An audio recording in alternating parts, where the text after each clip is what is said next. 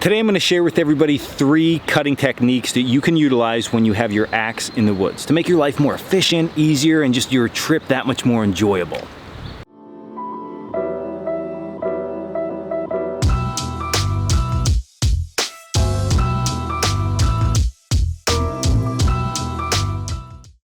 Cut the point, don't carve it.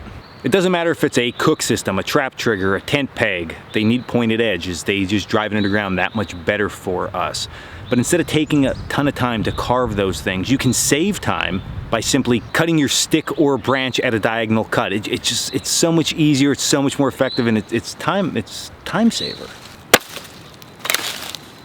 So when you make a nice slick diagonal cut just like this is more than enough to drive something down into the ground. We don't need to take a ton of time carving this thing out and making this all nice and pretty. This will get the job done just as good as any other point.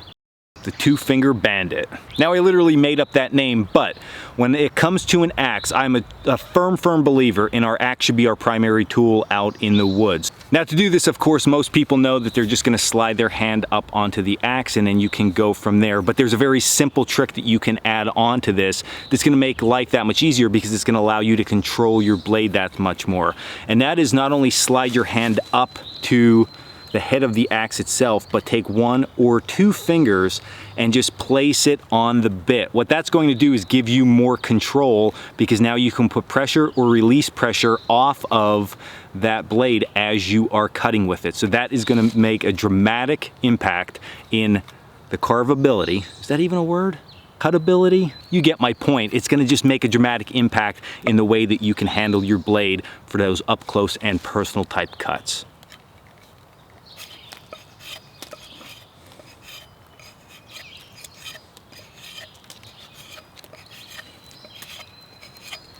Rock the boat. Now this is something that most people do not do in the woods, but if you watch any cooking shows, chefs do it all the time, and that is utilize your blade in a rocking fashion to make cuts. Now with an axe, this is gonna keep the user much safer because our fingers aren't anywhere close. And it just seems like when somebody grabs an axe or a hatchet, the first thing they wanna do is swing it. And a 2 or 3 pound chunk of metal that's super sharp swinging through the air with fingers or knees involved, not a good idea. So it's very simple to do this task. You can just simply rock your blade through your cut. Even if you need to rock it back and forth 1 or 2 times, it gets a nice, clean, straight cut. And sometimes you're going to need nice, clean, straight cuts for different projects that you're going to take on. So this is a great technique for doing that, especially if you don't have a saw and you just have your trusty old axe.